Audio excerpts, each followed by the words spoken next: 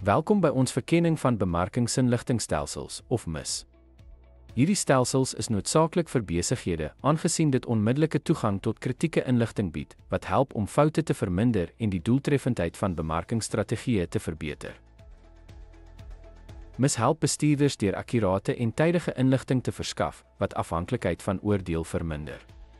Dit verseker dat inligting onmiddellik toeganklik is via 'n rekenaarnetwerk, wat dit nuttiger maak as moeilik bekombare data. MIS versamel, verkry en ontleed voortdurend inligting wat bemarkingsbestuurders benodig.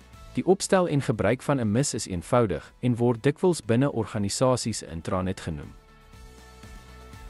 'n Intranet verbind rekenaars binne 'n maatskappy, wat inligting slegs toeganklik maak vir werknemers en op aanvraag beskikbaar maak.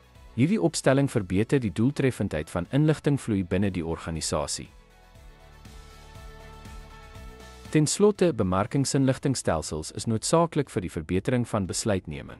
Deur voortdurend data in te samel en te ontleed, help MIS bestuurders om ingeligte besluite te neem, wat die doeltreffendheid en effektiwiteit van die besigheid verbeter.